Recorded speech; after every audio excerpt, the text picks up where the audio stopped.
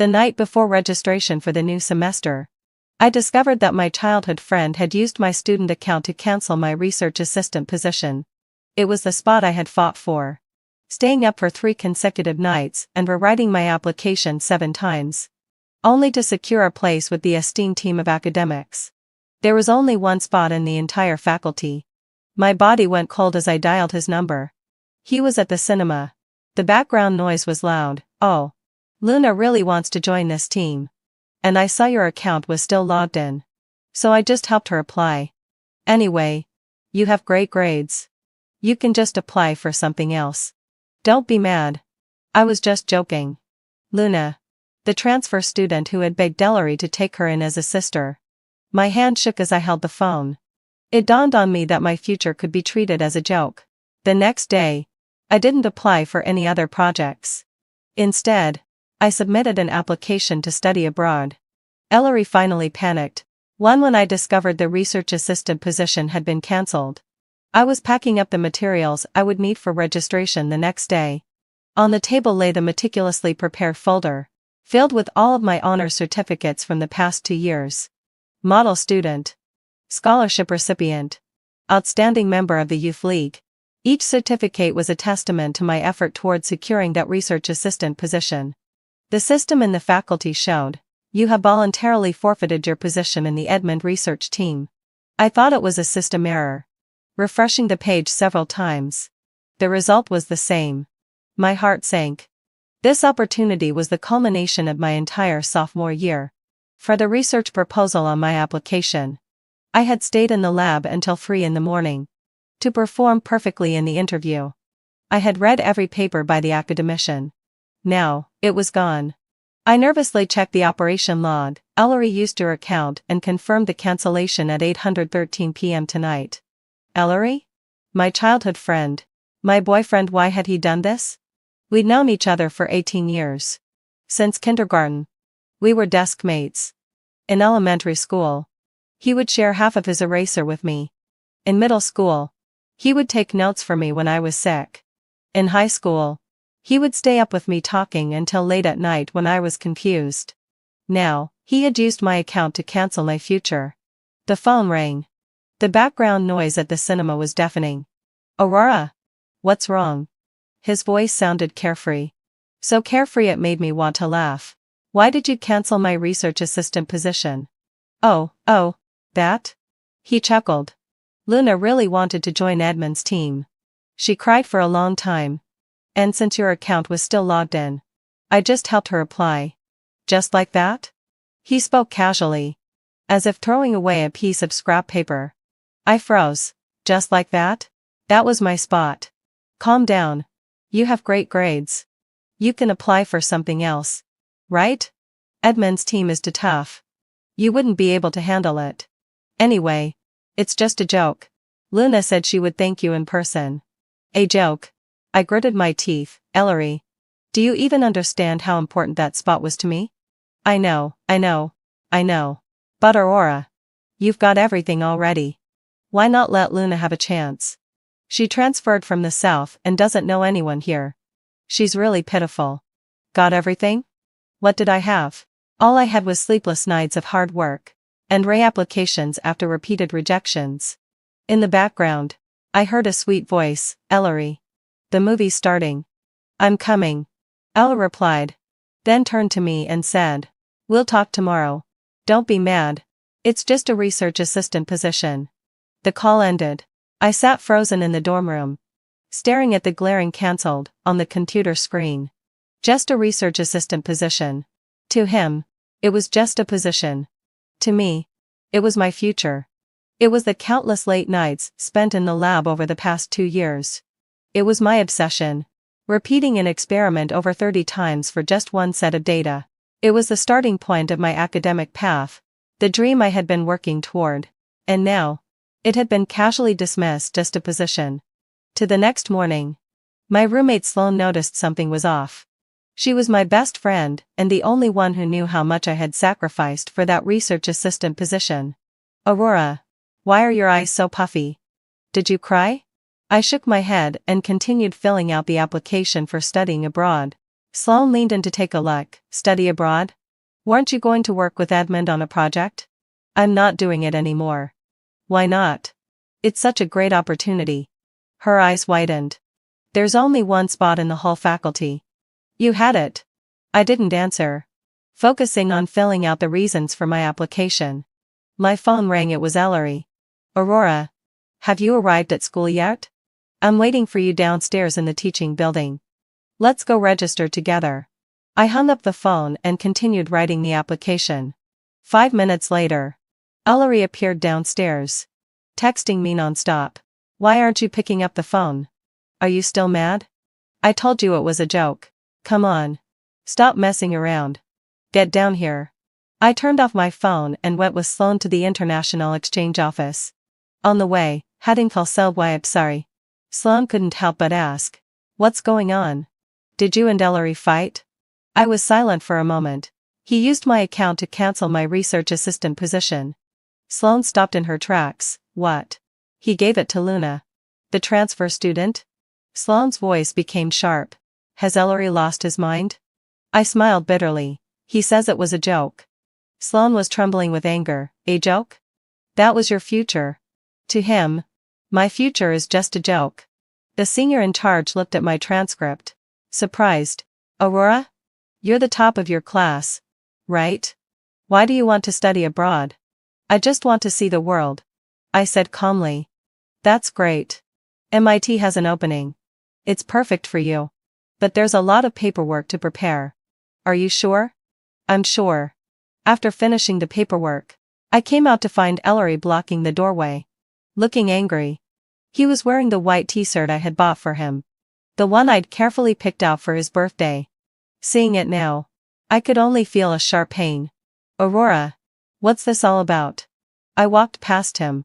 He grabbed my arm, applying to be an exchange student. Are you crazy? Let go. I won't let go. You tell me. Heading fulfilled me. Why are you leaving? Just because of some stupid research assistant position? Some stupid research assistant. He said it again. Sloane couldn't take it anymore. Ellery. That's not some stupid assistant position. It's the opportunity or worked for through countless sleepless nights. Ellery frowned. What does it have to do with you? What do you mean? What does it have to do with me? I've seen her work so hard for that position. What about you? What have you been doing? Sloane said. Furious. Oh, I get it. You've been too busy watching movies with your southern sister. Ellery's face changed. Sloane. Stop talking nonsense. Luna is just my sister. Sister? Sloane sneered. Which sister begs her brother every day? Which brother uses his girlfriend's future to make his sister happy? Which brother chooses to watch a movie with his sister when his girlfriend needs him the most? Just then, a soft, timid voice echoed through the room. Ellery? Luna appeared. She wore a white dress today, her long hair flowing over her shoulders, looking fragile and pitiful. She looked exactly the same as when I first saw her. That was 3 months ago, on her first day at this school. She stood at the door of the classroom, her eyes brimming with tears. Teacher. I'm Luna. I transferred here from the South. Her voice was soft, with a distinct sweetness from the South. The boys in the class were all mesmerized, including Ellery. I had laughed at him for being so smitten back then. But now, looking back, it was truly ironic. Aurora's here too. She looked at me timidly. I'm sorry. I didn't know Ellery would do that. Didn't know? I almost laughed out loud. If you don't want to, I can back off. As she spoke, her eyes reddened. Her acting was top-notch. Ellery immediately stepped in front of her. Luna. It's not your fault. You don't need to back down. He turned to me. Aurora. Look. Luna's apologized. Can we just let this go? Let it go. I looked at them and suddenly found it all so laughable. Luna. Your acting is really impressive. Luna froze for a moment, and tears immediately welled up. Aurora. What? What do you mean? You know exactly what I mean. I said coldly. From the day you transferred here, you had your eyes on Ellery, didn't you? First, you cried, saying you missed home, and asked him to be like a brother. Then, net on a lull sigh. You gradually took up more of his time. And in the end, you even dared to affect my future. Luna trembled. I didn't. I really didn't. Whether you did or not, we all know the truth. I looked at Ellery. But the saddest part is, someone sold me out. And you're helping count the money. Ellery snapped. Aurora. Enough. Luna never meant any harm. It's you who are being petty. She's just an assistant researcher. Do you really have to insult her like this? Just an assistant researcher. He said it again. That sentence pierced me like a thorn. And it almost made me cry. I took a deep breath. Ellery. How long have we known each other? 18 years. He didn't understand why I was asking. 18 years. I repeated. But you still don't understand how important this assistant researcher is to me. Or maybe you do understand. But you don't care. I remembered how, in my second year of university, when I first mentioned wanting to work on a project with Edmund, Ellery's response. Edmund? He's very strict. Are you sure you can handle it? It's worth trying. It's my dream. Dream? He laughed. Aurora. When did you become so unrealistic? Unrealistic. He thought my dream was unrealistic. I turned and walked away. Behind me, Luna was crying. And Ellery was comforting her. Sloane caught up with me. Aurora. Are you really going abroad? Yes. What about Ellery? I smiled. He has his southern little sister. He doesn't need me. But you've been together for 18 years. Sloane. I stopped walking. 18 years of feelings. And in his eyes, they're worth less than a transfer student and he's known for 3 months. What's the point of such a relationship? That evening, the whole grade knew about my plans to apply for the exchange program. They also knew the reason why Ellery and I had fallen out. The group chat exploded. No way. Ella really cancelled Aurora's assistant researcher spot for Luna? Shit. That was Edmund's slot. What's Luna's background? Does she even deserve it? Heard she cried all afternoon. And Ellery softened. Huh. Northern ex-boyfriend loses to southern little sister. Classic plot. Northern ex-boyfriend. That term stung. Since Luna appeared, that nickname had followed me around. Because Ellery always prioritized spending time with her. While I was left behind, he'd save a seat for her in the cafeteria. He'd fight for a spot for her in the library. He even missed my birthday once because of her. I still remember that night. Sitting alone in front of my birthday cake. Making a wish. My wish was that Ellery would always stay by my side. Looking back now, it's so laughable. I turned off my phone and focused on preparing my exchange materials. Suddenly, there was a knock at the door. I opened it to find Ellery's mom standing there. Aunt Grace? I froze. Aurora, can I come in and sit for a while? Grace was a gentle woman, always kind to me since I was a child. She sat on my bed, took my hand. I heard you and Ellery had a falling out? I remained silent. Is it because of that transfer student? She sighed. Aurora, don't blame Ellery. He's just too soft-hearted. That girl really is pitiful. Her parents are divorced. And she came all the way from the south alone. Without anyone here. Ellery has always been kind. He can't stand seeing others suffer. I lowered my head. Aunt Grace. He used my account to cancel my assistant researcher spot. Grace was taken aback. What? It was Edmund's project. I prepared for a whole year to finally get it. He cancelled it and gave it to Luna. Grace's expression changed. How could he do that? She stood up, ready to leave. I'm going to find him. Aunt Grace. I grabbed her arm. It's fine. Let it go. How can it be fine? This is your future. It's already cancelled. It can't be changed. I forced a smile. And he thinks it's just a joke. Grace's eyes turned red. Aurora. I didn't teach him well. It's not your fault. She wiped away her tears. Are you really going abroad? Yes, Hezesha. A change of environment might be good. Then. What about Ellery? You've grown up together. I was silent for a long time. Aunt Grace. Some roads can only be walked alone. After Grace left, I sat by the window, watching the phoenix tree outside. Its leaves had already turned yellow, falling one by one. just like my relationship with Ellery. Slowly withering away. I remembered when we were kids.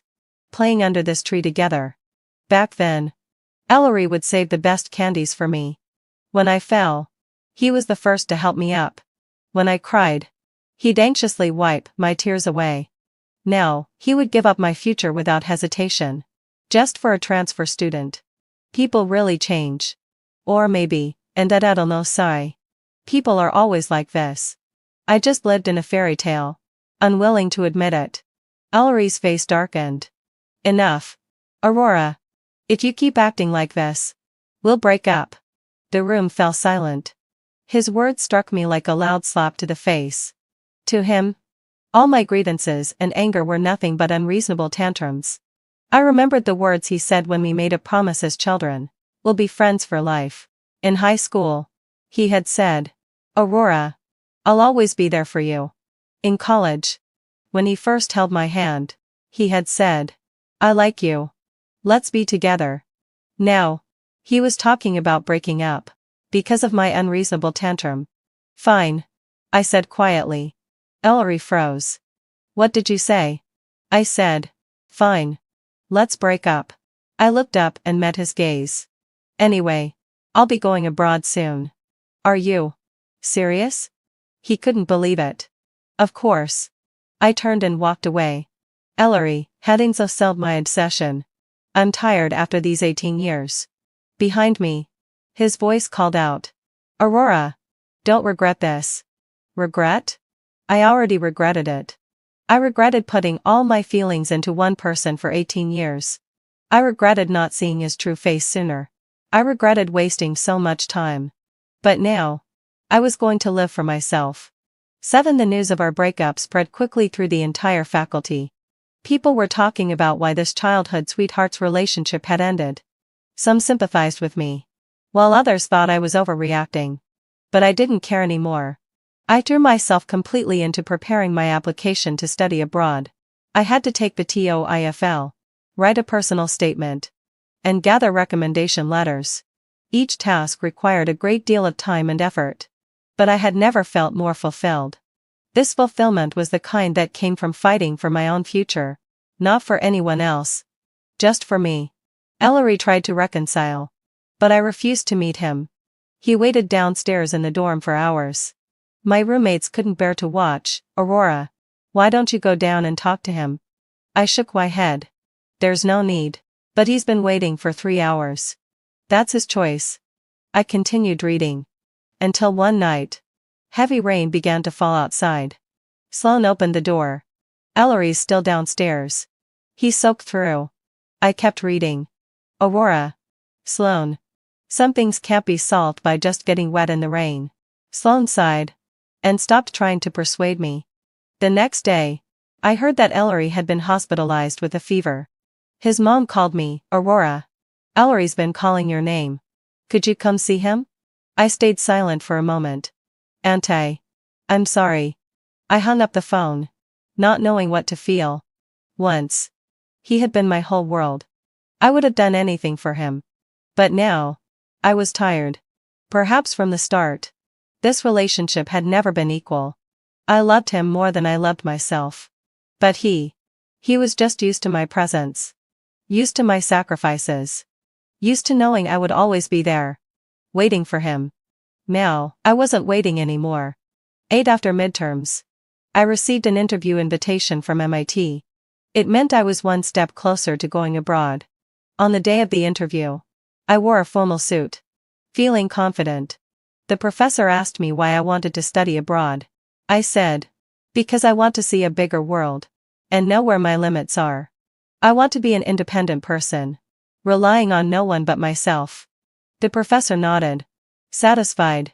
After the interview, I walked out of the building and saw Ellery standing at the door.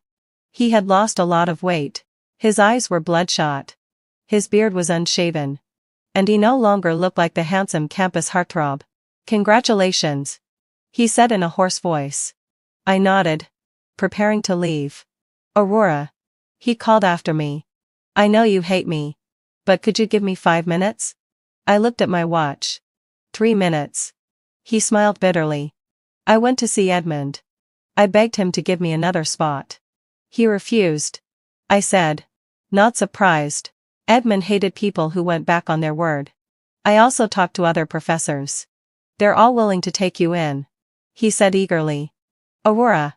You don't have to go abroad. Stay here. Please? Why should I stay? Because I need you. I left. Ellery, having fulfilled what I say. You don't need me. You're just used to my presence. No. That's not it. He said passionately. I love you. Since we were kids. I've only loved you. Then. What about Luna? She's just my sister. A sister who you used my future to please? He was silent. Ellery, hadn't fulfilled by and say. Do you know? When you love someone, you feel for them.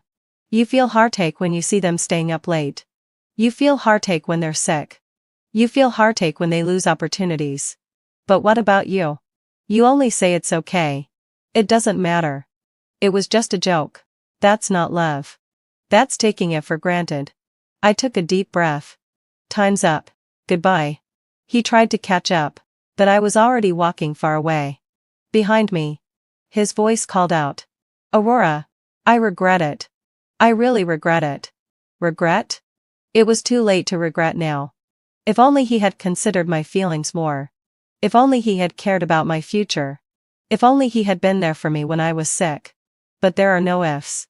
Life can't be relived. And love can't be relived. My exchange application was successfully approved. I began preparing all the necessary paperwork for my spring semester abroad. Once the news spread, many people came to congratulate me. Aurora. MIT. That's amazing. You'll be a returnee now. Remember to bring us souvenirs. I thanked them all. My heart feeling lighter than ever. This was an opportunity I had earned with my own efforts. No one could take it from me. Luna came to find me once. This time, she didn't pretend to be pitiful. Instead, she showed her true colors. Aurora. You won, she said coldly. Won what? Ellery is completely obsessed with you now. No matter what I say. He won't listen. I found it amusing. That's between you two. Don't get too cocky. She hissed. So what if you're going to America? I'm still here. Close enough to win his favor. Do as you please. I said nonchalantly. Ellery's an adult. Who he chooses is his own business. Luna was stunned. Probably not expecting me to respond like this. You really don't care?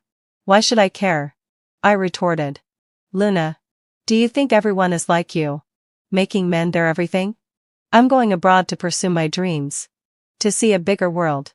And you? What do you know how to do? Other than pretending to be pitiful and seducing men? She trembled with rage.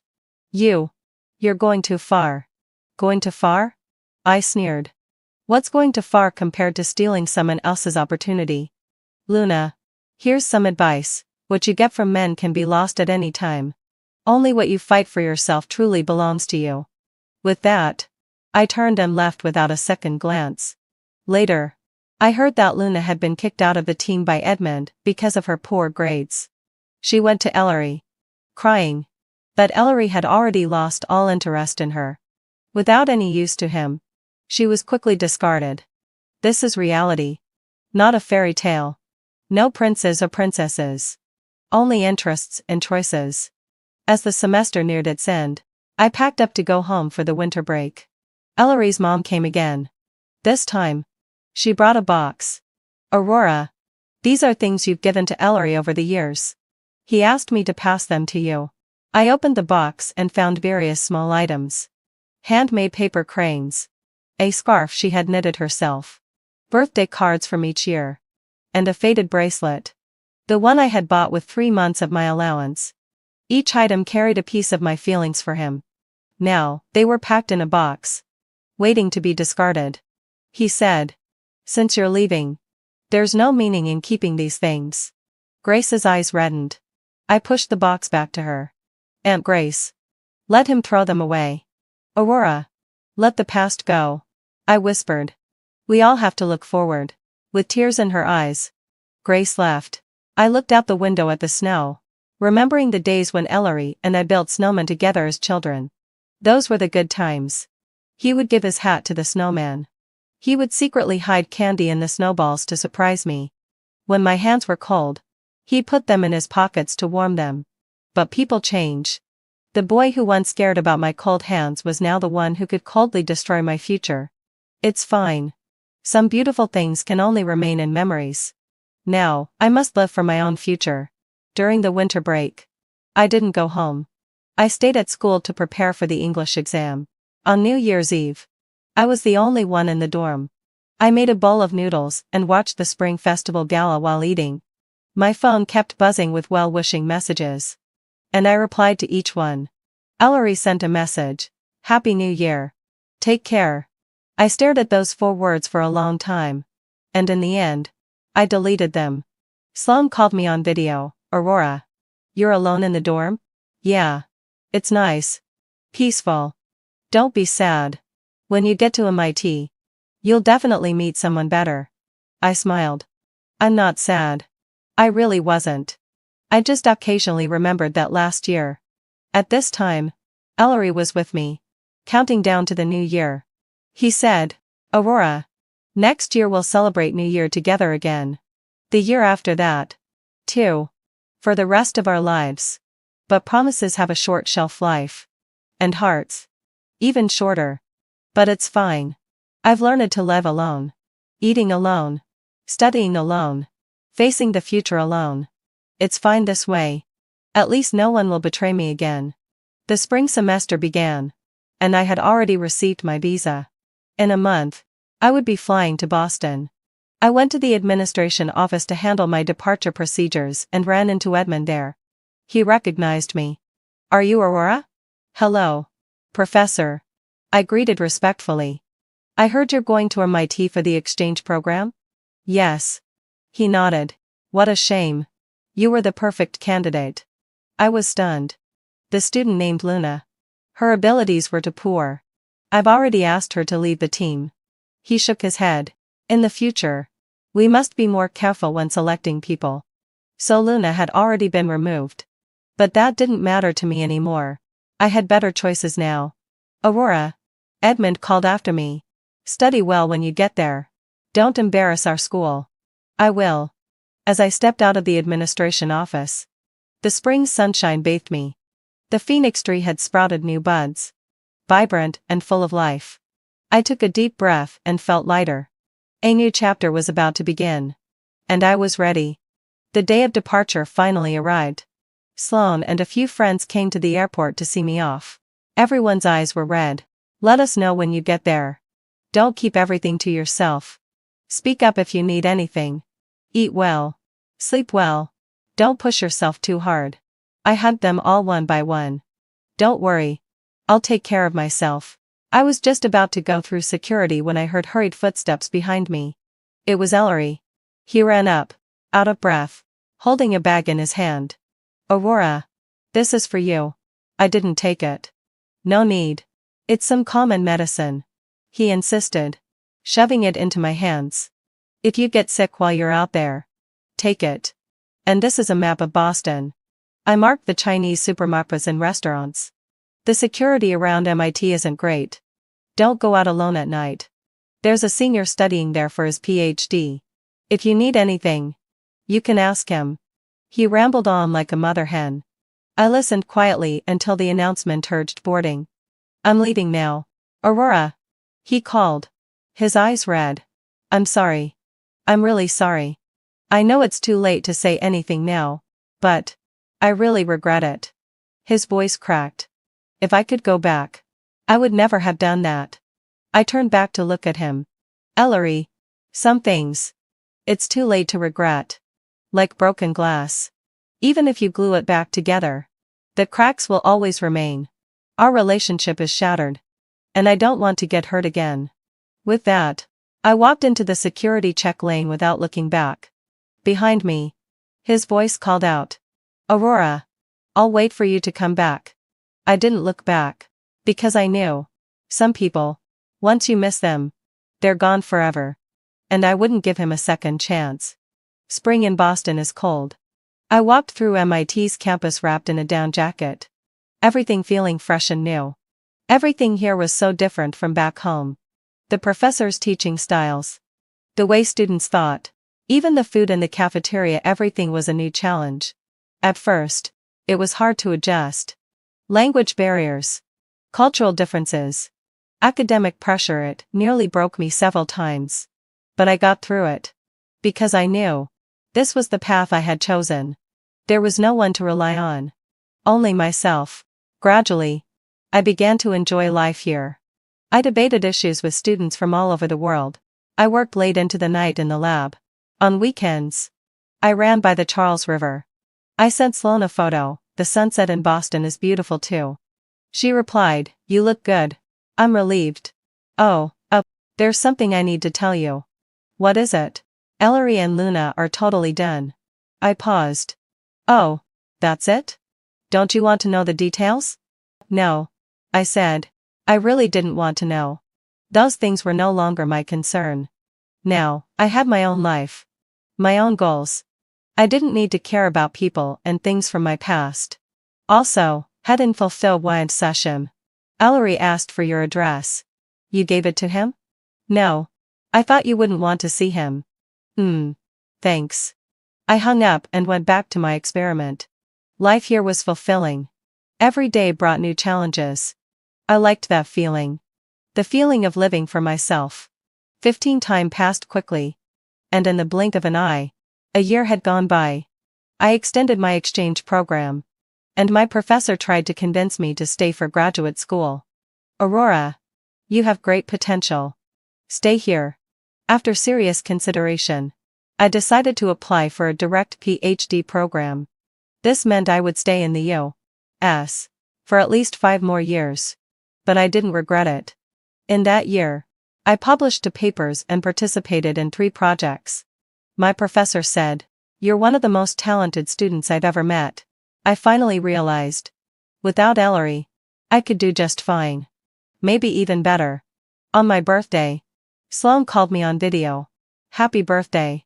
She and the other girls in the dorm shouted. I smiled and thanked them. By the way, Ellery asked me if you're doing okay. Sloan said carefully.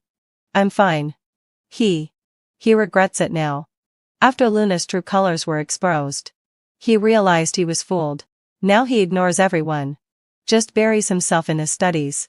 And says he's going to apply for MIT's graduate program. I was silent for a moment. Sloan, can you not mention him again? Okay. Sloan immediately agreed. I hung up the phone. And sat alone in the dorm. Cutting a small cake. A birthday in a foreign land. With no one around. But I didn't feel lonely. Because I knew. I was living for myself. I had my own dreams. My own goals. I didn't need anyone else's company. I had learned to be independent. That's something Ellery could never give me. 16 in my 3rd year of the PhD program. I made a breakthrough in my research. My professor recommended me to present at a top-tier conference. That day, the room was full of industry leaders. I calmly presented my research, earning a standing ovation. After the conference, several companies offered me job opportunities. Dr. Lin, would you be interested in joining our company? I smiled and said, thank you, but I want to finish my studies first. That evening, I returned to my dorm and received an email from my alma mater. They wanted to offer me a teaching position back home. Aurora, you're our pride. We hope you can come back. I stared at the email for a long time. 5 years. The girl who had once been desperate over losing a research assistant position had now become a sought-after talent. Fate is truly strange. If Ellery hadn't cancelled my research assistant position, where would I be now? Maybe I would still be in China. Just another ordinary graduate student. Maybe I'd still be uncertain. Living for Ellery's approval. Maybe I would never have known I could go this far. So, I should thank him. Thank his betrayal for teaching me independence. Thank his departure for helping me find myself. Thank his hurt for making me stronger. 17 After completing my PhD, I still decided to return home. Not because of Ellery, but because I wanted to bring back everything I had learned. When the plane landed at the capital airport, I felt like I had crossed into another world. 5 years had changed so much. Sloane came to pick me up. And she stared at me for a long time. Aurora. You've changed so much. Really? I asked with a smile. You've become. How should I say it? More charismatic. Harvard PhD. How could I not have charisma? I joked. Back at my alma mater. Everything was both familiar and unfamiliar. The Phoenix trees were still there. But they had grown even fuller. The teaching buildings had been renovated. And the labs expanded. And I had gone from a student to a teacher. From a girl who depended on others. To an independent woman. This transformation made me proud. 18 at the welcoming ceremony. I gave a speech as the representative of the outstanding young scholars. The audience was full of teachers and students. Some of whom I knew. I saw Edmund. And he nodded at me with approval. I saw old classmates. Their eyes full of surprise and envy. And I saw Ellery. He was sitting in a corner. Staring at me without blinking. 5 years had passed. And he had changed a lot. The once ambitious young man now had a weathered look. I turned my attention back to my speech. 5 years ago. I was just an ordinary undergraduate student who chose to study abroad for personal reasons. In these 5 years.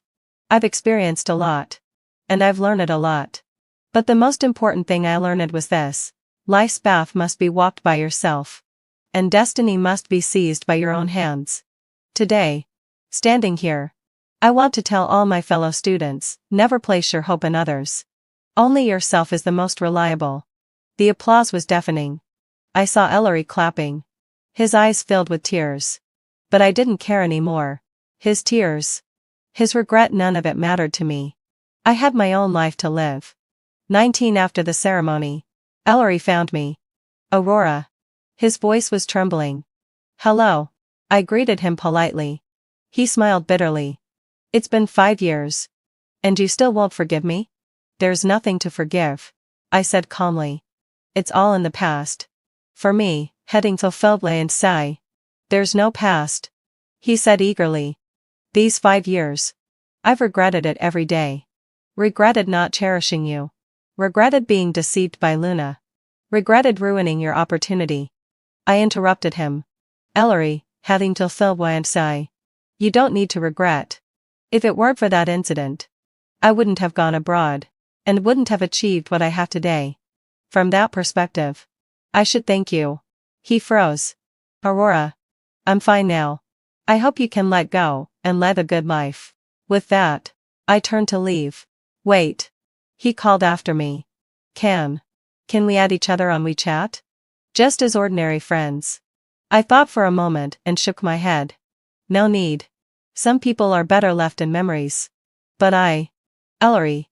I turned back to look at him. We're not the same people we were 5 years ago. You're trying to get back the Aurora from 5 years ago. But she doesn't exist anymore. Now. I have my own life. My own goals. I don't need anyone to save me. And I don't need anyone's company. I'm doing well. Really. With that, I walked away without looking back. Behind me, I heard him call out, Aurora. But I didn't turn around. Because I knew. Some people, once missed, are gone forever. The end. In the 3rd year of our marriage, Quinn's first love appeared at the reunion wearing the same dress I had on. Her eyes were filled with tears. As if she wanted to speak but held back. Quinn, hadn't facilitated sigh. However, didn't spare her a single glance. Completely focused on peeling shrimp for me. Someone. Drunk, Mike. Teased Quinn. Asking. In the same dress. Who do you think looks better? Only then did Quinn casually glance at his first love. His face showing disdain. She's just imitating the other. He said. Everyone around us remarked how deeply Quinn loved me. That he would hurt his first love just to protect my dignity. But inside, I felt a deep sorrow because I knew the truth. That dress was one Quinn had bought for her. Long before he met me. When the reunion ended, it started to rain. And the air turned cold. Quinn, as usual, took off his jacket and draped it over me. Beside me, Sharon, also in a thin dress, shivered. She looked to Quinn for help, but he ignored her. She sniffled and silently cried. I turned to her. Let's get in the car. I'll take you home. Quinn furrowed his brow, seemingly annoyed that I was interfering. I smiled at him to reassure him. It'll save you from having to come back and pick her up later. He opened his mouth, but in the end, said nothing. His hands hanging at his sides in defeat. Sharon sat in the back, and I turned up the heat in the car. Just drop me off first, I said. Quinn shot me a glance, a faint hint of anger flickering in his eyes. I smiled again, explaining. She looks like she needs to talk to you alone. Sharon lowered her head, silently agreeing. She was going through a divorce. Her husband was a terrible man, abusive and addicted to gambling. She was a weak, troubled woman, someone whom anyone would pity. Quinn was no exception. The first time I found out Sharon was back was when I noticed $40,000 missing from the family account. I asked Quinn, and he simply said he had lent it to a friend. Quinn was a university teacher, and I made money from freelance illustration. We weren't poor, but neither were we rich. $40,000 was a significant amount to me, so I had to ask about it. After some pressure, he confessed he had lent it to Sharon.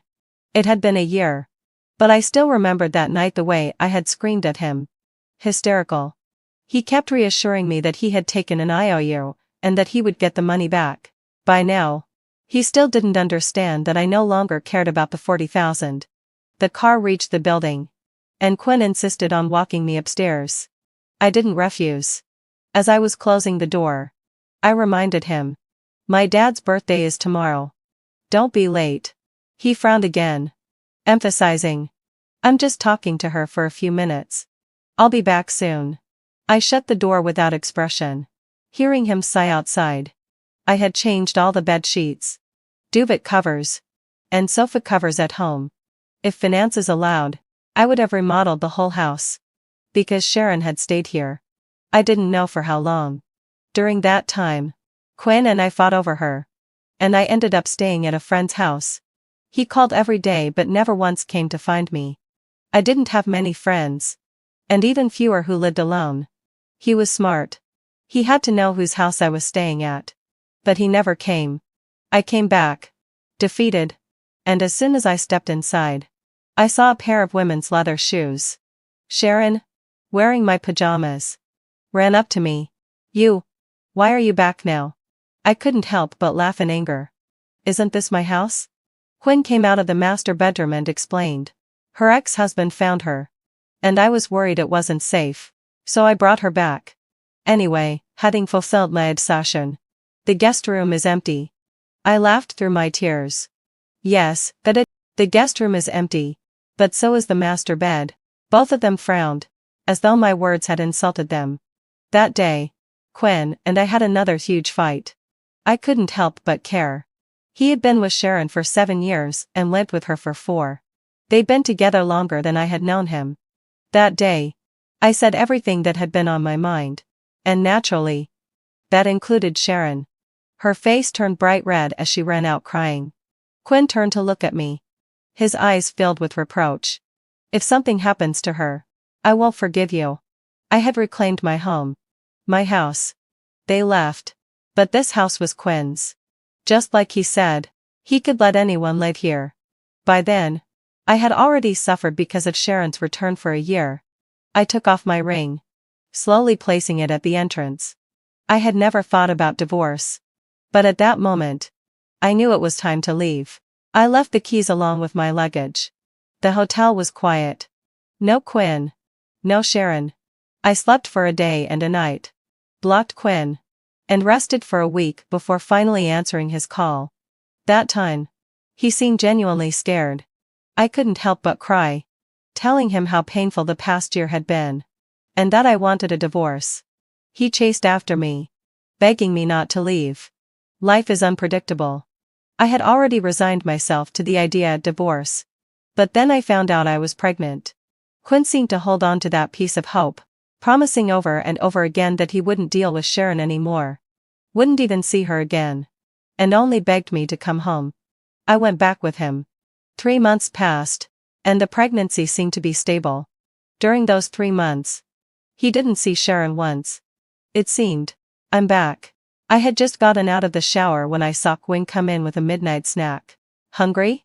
I saw you didn't eat much today. I couldn't help but think. Sharon hadn't eaten much either. He probably bought it for her. Quinn seemed to sense my thoughts. And with a bitter, helpless smile, he put the food down, wanting to hug me.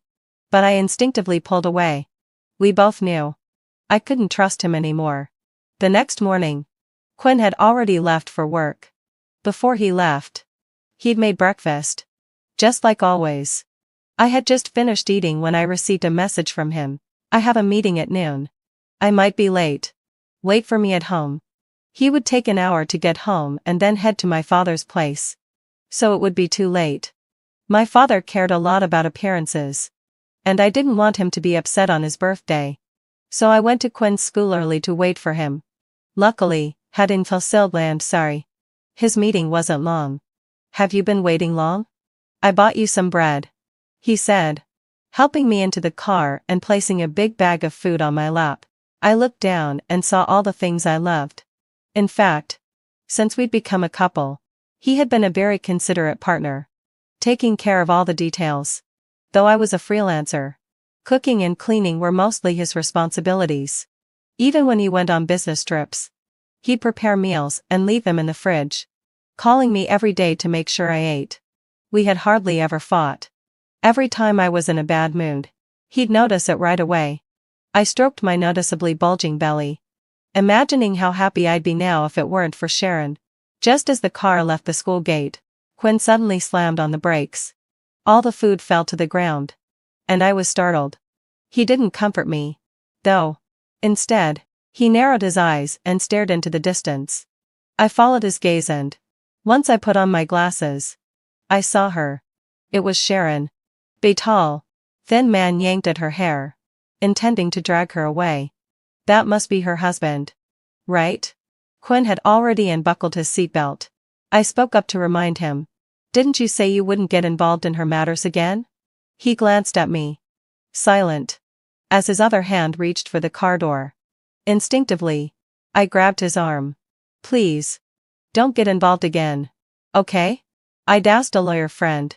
And Sharon's divorce case was complicated. It could take 2 years. Or more. To get a divorce certificate. Especially with their joint debts. No one could guarantee that her ex wouldn't continue to trouble Sharon even after the divorce. If she were to be in trouble for the rest of her life, would Quinn have to take care of her forever? Quinn's gaze turned cold in an instant. His voice tinged with disappointment. Am I supposed to watch a woman get beaten to death right in front of me? Serena, when did you become so cold and terrifying? I let go of his arm. A wave of numbness washing over me. Go ahead. I watched as he rushed to Sharon's side, enveloping her in his arms, then clashing with her husband. In the end, he managed to get her safely into the car. A crowd of students had gathered, taking out their phones to snap pictures. Quinn was young and handsome, with a bit of a reputation at the school. Sharon's face was bruised and swollen. When she saw me after getting in the car, she stopped crying. I handed her a cold drink to press against her face. After a while, when her emotions had calmed a bit, Quinn started the car and we left. I turned to her. My voice soft. How did you end up here? Sharon glanced at Quinn before cautiously looking at me. I work here. A university? You work here? She nodded. What kind of work? Her voice grew quieter. In the library. Thanks to Quinn. I'll treat you both to dinner sometime. Quinn looked at me. His expression tense. I had asked him once to help me get a job at the school library so that we could commute together. And I could work while also doing my art. What had he said back then? Oh, that's right. He said he didn't have that kind of power. I turned to look at the disheveled Sharon again. When did you start? She didn't hesitate. Last month. Last month. I chewed those words over in my mind. A deep sadness rising within me. So it was only me who had been working to maintain this marriage. So he had been lying to me all along. I see. I couldn't help but laugh bitterly. Quinn cleared his throat twice. She's had a tough time on her own. I just recommended her. I nodded. That's good. It felt like the thorn in my heart had finally been pulled out in that moment. I exhaled. Feeling a sense of relief, Quinn hesitated, then spoke up. Let's find her a hotel. She can't go back to her place. Okay. I gestured towards the intersection ahead. You go by yourself. I'll head home first. We'll go together. Quinn suddenly insisted. You're not going to make me miss my dad's birthday and not see his only daughter. Are you? I opened my phone, reminding him that time was running out. Quinn looked at me reluctantly. But in the end, he stopped at the intersection. I got out with the gift I had bought and took a taxi. When I got home, my mom gave me a look. I told you to come back early. And now it's so late. Seeing my parents, a wave of grievance surged inside me. I quickly lowered my head and hugged her. Sorry. Where's Quinn? Why didn't he come with you? I thought for a moment and decided to cover for him. He's busy with a meeting at school. He's on his way. My dad, understanding, nodded. Normal. School leaders love holding meetings. As my parents settled me down and reminded me not to drink, they went to apologize to the guests, saying they wanted to wait for their son-in-law before starting the meal, hoping everyone would understand. It was such a good day. No one wanted to spoil the mood or cause trouble. Hey! I was startled by the person suddenly behind me. Silas? What are you doing here? His gaze fell on my stomach, a faint smile on his face. Just came to visit your parents. Then he asked. So, how have you been all these years? The image of Quinn and Sharon hugging earlier flashed in my mind, and a sour feeling flooded my chest. I forced a smile. I've been good. He sat beside me. But we didn't speak again. Time dragged on. But Quinn still hadn't arrived. Why don't you give him a call? I hope nothing's happened. My mom nudged me. Reluctantly, I pulled out my phone and called Quinn. I tried several times. But the calls didn't go through. Let's start the meal, my dad suggested. He's probably been called back to school. My parents exchanged glances, as if understanding something, and signaled the waiter to begin. The meal went on, and Quinn didn't show up until the very end of the party. He rushed in, looking flustered. Serena, I'm so sorry I'm late. It's fine. I pointed to a direction. My parents are over there. Seeing off the guests. He nodded and hurried over. I don't know what he said, but my parents' expressions softened a bit. Still, they looked at their once beloved son-in-law with a mix of disappointment and concern. Quinn came back to me, apologizing again. It's okay. He opened his mouth, his long lashes fluttering slightly. Seeing my indifferent expression, he didn't say anything. After a long silence, Silas finally spoke. So, this is your husband? I nodded. Quinn sized him up, and pushed me behind him as he shook his hand. Silas only smiled at his caution. He didn't stay long, though, quickly greeting my parents before leaving. Who was he? Quinn asked, watching Silas walk away. A high school classmate. Quinn looked unconvinced. My parents wanted us to stay the night, but Quinn was about to agree when I stopped him. We have things to do at home. My mom looked like she wanted to ask more, but my dad quickly nudged her. We'll head home. We're all in the same city. Why wait till tonight? We can come back any time. My mom sighed and gave up. As we got in the car, she whispered in my ear. If anything happens, call me and your dad. Don't try to handle it alone. A lump froze in my throat, almost bringing me to tears. I know. On the way home, I put on my sunglasses and tried to sleep. Quinn couldn't help but explain. I just introduced her to a job, and we haven't met during that time. I came late today because her ex-husband came after her again.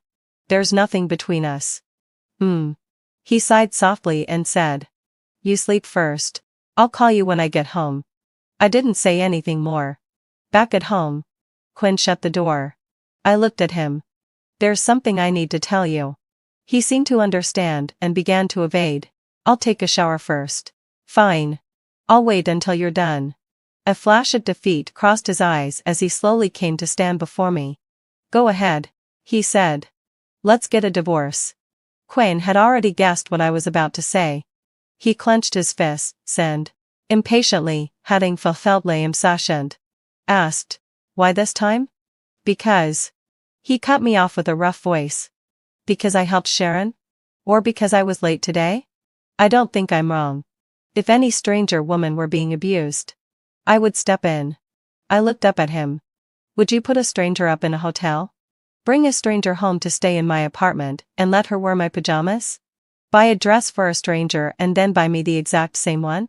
I stood up. "Would you lend a stranger for 100,000? He thought he'd found a hole in my argument and curled a cold sneer at his mouth. "Again about that?" He strode into the bedroom, pulled his wallet out, took the cards out one by one and put them into my hand. "Is this enough now? Can you stop opening your mouth with divorce? It's annoying." "What do you mean?" I asked. He snorted. "Weren't you asking for money?" As if that wasn't enough, he added, "I thought you would understand me. Sharon was hurt by that bastard. I couldn't just stand by. I thought you'd feel the same pity and help her. I didn't expect you to become such a cold, selfish person. I knew divorces always ended ugly. I'd never imagined Quinn would humiliate me like this, humiliate his wife, the mother of his child." I took his wallet and slid the cards back in one by one. "I've already decided on the divorce." "You're right. I have changed a lot this past year. Before, if a stranger was being mistreated in front of me, I would have helped her even without you. But today, I didn't want you to go. I hate her. I have great hostility toward her. That's how I truly feel." A faint regret flashed in his eyes. He murmured, "Serena, I used to be afraid to admit it. I was scared you'd despise me. I wanted you to always think of me as someone good. But now, I don't care how you see me." I put his wallet back into his hand. "I'll pack my things and go live at my parents' tonight." He grabbed me. "This is your home." I shook my head. "It isn't. This is your house." He froze, remembering the words he had once said that he could let whoever he wanted live here. For the first time he realized how many wounds he had inflicted on me over the past year. My things were everywhere. Traces of me filled every corner. Because once, I had truly loved this home and wanted to spend my life with Quinn. I packed a few clothes simply. When the suitcase was full I stopped. I'd get movers after the divorce. "Serena," he called after me. I spoke too harshly just now. I didn't mean it. "Quinn, I've already decided to divorce." He suddenly wrapped me tightly in his arms. "You are always my wife. I won't let you go. We're going to have a baby. How can we divorce?" "Yes, haven't fulfilled my obsession. We can." I checked, "If I'm the one who files for divorce, it's allowed." "Shut up," he said in a fluster, clamping a hand over my mouth. "I don't want to hear that word from you ever again." He looked at me pleadingly. "Serena, I know I've hurt you a lot recently. Give me one more chance. I really love you. Forgive me once, just once. Okay?" I shook my head. "I've given you so many chances already. When the 400,000 was lent out, I had threatened divorce back then too. Later, when he went after Sharon, I begged him, clinging to his hand, if he wouldn't leave the house, I would pretend nothing had happened. He tore my hand away. 'If you walk out that door today, we will be divorced.' When he said that I trembled all over, my heart numb with pain. 'I hate being threatened,' he added, and left without looking back. I was serious every time. I told him, I just loved you too much then. I couldn't bear divorce. I couldn't bear to leave you. You knew that, didn't you?" I smiled bitterly. "You knew how much I loved you. So you never feared losing me." Pain filled his eyes. His rims reddened. "I gave you chance after chance, and they all turned into arrows aimed at me. In just 1 year, I'm wounded all over. I will sue for divorce."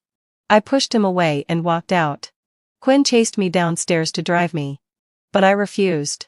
My parents saw me and, after a stunned moment, hurried to take my luggage. "What happened?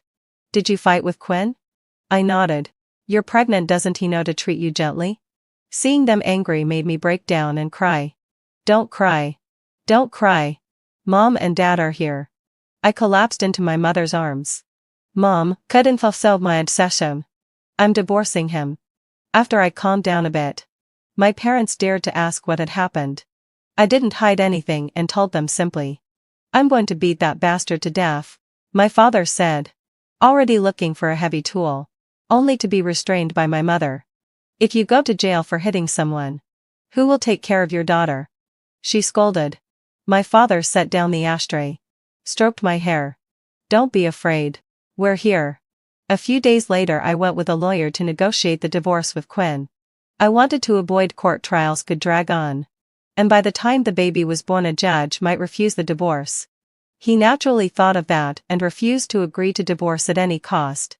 If you don't agree to divorce, I'll terminate the pregnancy, I told him coldly. I'd asked the doctor. At 5 months it's still possible. If I lose this child, and at most 2 years I can get the divorce. Quinn widened his eyes. Incredulous. You'd go so far just to leave me? Yes. If it means freedom, I can lose everything. Quinn seemed taken aback by my words. His face turning pale. I didn't think you would hate me this much. Rather than hating him, I hated the way I once loved him, so humble. So helpless. So painful. A week later, Quinn came to my house to talk.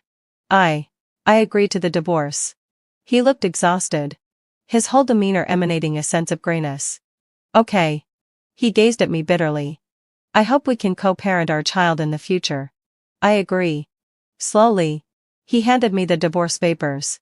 And I opened them to read. He wanted to give me all the assets. Keeping only the house for himself. Serena. The things in your room. Could you leave them behind? I mean. The things that aren't so important to you. I want the house to stay as it is. As if you're still living there. I looked at the amount listed on the divorce agreement, 1 million. That was indeed all his savings. Okay. We went to the civil affairs office to register. And we were told to come back in a month to collect the divorce certificate. I'll take you back, he said. Just as I was about to speak, I heard someone calling my name from not far off. Silas? He smiled and got out of the car. Your uncle, and asked me to pick you up and take you home. Quinn furrowed his brow, glaring at him coldly before turning to me. Is the reason you're insisting on divorcing me because of him? You think everyone's like you? He was at a loss for words, biting his teeth and remaining silent. I followed Silas to the car and saw him roll down the window and wave goodbye to Quinn. Look at him. So mad, Silas said. Then raised his chin, encouraging me to look at Quinn outside the window. Why are you doing this? He paused, thinking for a while before replying in a quiet voice. Maybe I'm just used to it. He only said one sentence. But we both understood. As the car passed by our old middle school, I looked out the window. And I seemed to see the image of a small, timid girl carrying a large school bag, with the tall boy running up behind her, standing protectively at her side. Silas. I've never thanked you. Before college, my parents worked in the South. I was raised by my grandparents. And maybe because of that, I was always bullied. They liked seeing my elderly grandfather, with his cane, storming into the school to demand justice for me. My grades were average, and my personality was quiet. In class, I was invisible. The teachers weren't willing to take a stand for me, only brushing it off with, "It's just kids messing around." My grandfather was hospitalized in anger, and those who had bullied me grew even bolder, pulling my hair and saying, "Don't you still have a grandmother? Why don't you bring that old woman to school?" After that, I didn't dare to tell my family about school anymore. Silas transferred into our class during that time and became my desk mate. He said, as long as I kept an eye on the teacher while he was asleep, he would protect me. The deal was made. And from then on, there was always someone beside me. When others asked, "Who are you?" he would tell them all, "I'm Serena's bodyguard." For 3 years, this bodyguard did his job well, keeping me safe. Back then, we had agreed to go to the same city for school. He was a top student, but I knew we wouldn't get into the same school. I was afraid of being apart from him, so I studied hard, hoping to be in the same city as him. We had made plans, but he didn't go. After the holidays, my parents took me to school. I called him, but his number was no longer in service. I only remember going through a long, difficult time without him. No one bullied me anymore. And I learned to protect myself. But it was hard to adjust to life without him. Do you have anything you want to ask me? Silas glanced at the middle school gate and asked softly. I'd always wanted to ask him why he had stood me up. But as my fingers brushed over my rounded belly, I suddenly felt it wasn't necessary anymore. No. Silas chuckled lightly. Okay. He safely dropped me off at home and then drove away. How was it? As soon as I entered the house, my parents anxiously asked, Did you divorce? I shook my head. There's a 1-month cooling off period. My parents exchanged a glance. You need to cool off before a divorce? Such a hassle. Quinn started coming over more frequently. Bringing fruit one day. Supplements the next. Today, as I returned home, I saw Quinn sitting on the couch, while Silas was coming out of the kitchen. My lips twitched. It was more chaotic than the new year. Have some fruit, Silas said, placing the fruit in front of Quinn. Quinn gave a forced smile, pushing the fruit aside. You go ahead. After all, you're the guest. Silas shrugged. Aren't you? Quinn's face darkened, and he gritted his teeth. Silas walked over and expertly took the bag from my hand. You must be exhausted. I forced a smile. I'm fine. Quinn also smiled as he came over. I bought your favorite dishes. My parents are making them now. Okay. I washed my hands, changed clothes, and sat on the couch. The three of us in the living room sat in complete silence. The sound of a pin dropping would have been audible. Serena. Quinn suddenly reached out and touched my belly. Our baby hasn't been causing you any trouble, has he? I immediately swatted his hand away. No. Thanks for your concern. Silas couldn't help but chuckle. Quinn glared at him. But just as he was about to say something, his phone suddenly rang. He glanced at the screen, his expression freezing, and quickly hung up. But the person on the other end, as if to spite him, quickly called back.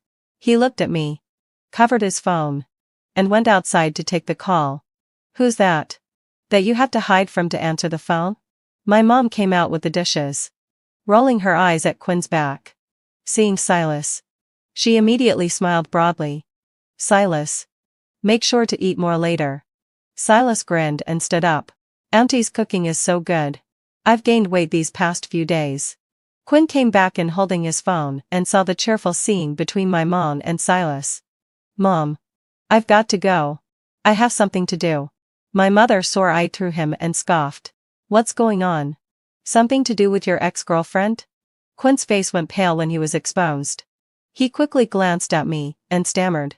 No, it's really just something at school. He knew everyone could see he was lying, but he forced himself to continue. Go on. Don't make them wait, my mother said with a dismissive tone and went back to the kitchen. Quinn lowered his head and tried to explain to me again. Serena, really, heading fulfilled my obsession. It's about school, I helplessly told him. Whatever anyone else is going on, it has nothing to do with me. He wanted to say something else, but the phone rang, and before he could reply, he rushed out the door. Silas suddenly offered me a strawberry. Don't be upset. I'm not. Good. A month had passed, and though it felt like it had gone quickly, it was still only halfway through. But what I didn't expect was that Sharon would come to find me. She was wearing sunglasses, but I could still see the bruise on her cheekbone. Have you tried calling the police? She gave a bitter smile. I have. But it's just a domestic dispute. Even if they detain him, he's out in a few days. When she saw that I noticed, she took off her sunglasses. I was taken aback. Her eyes were swollen, and there was a large bruise, a visible bump on her forehead. Will you divorce Gwen? I nodded. Is it because of me? I didn't hesitate to answer. Of course. But we have our own issues as well. She looked at me for a moment before saying, I envy you. Your parents treat you so well. And Quinn loves you so much. I didn't know how to respond. She rambled on, saying she and Quinn were college classmates, that she pursued him for 6 months before they got together. She then spoke of how, after 7 years together, Quinn suddenly brought up breaking up. She couldn't accept it. But breaking up wasn't the same as divorce. It didn't need both signatures. In her frustration, she accepted a proposal from one of her suitors. Vance, who is now her husband. Quinn tried to talk me out of it, saying Vance wasn't a good man and wouldn't be faithful to me. She started crying, covering her face. But back then, I just wanted to get back at Quinn. It was a huge mistake. Later, when he realized I wasn't doing well, he always thought it was his fault, so that's why he helped me so much. She looked at me. I'm not like you. You have so many people who love and protect you. I only had Quinn. Suddenly, she stood up and, with a thud, dropped to her knees. I jumped in surprise. The door to the private room opened, and Quinn quickly rushed in to pull Sharon up. Sharon let him drag her into his embrace. Still crying. I just want to explain. Serena has every right to be mad at me. I'm sorry to her. Any sympathy I'd felt for her just a moment ago vanished instantly. And I settled into a comfortable position to watch the performance unfold. Quinn patted her shoulder, comforting her before turning to look at me. His gaze turned cold. If you want to discuss this, come to me. Don't make things difficult for her. Even now, I still felt a pang of sadness. After all, we had been married for 3 years. And yet he still didn't understand me. Do you think I'd go looking for her? I stood up and walked over to Quinn. Stop talking about her. I don't even want to see you. Quinn frowned slightly. She's a pitiful person. I just don't want her to be hurt again. I nodded. Don't worry. As soon as the divorce waiting period is over, we'll be divorced. You can take care of her for the rest of your life. No one's stopping you. That's not what I mean. I was tired of hearing these words from him.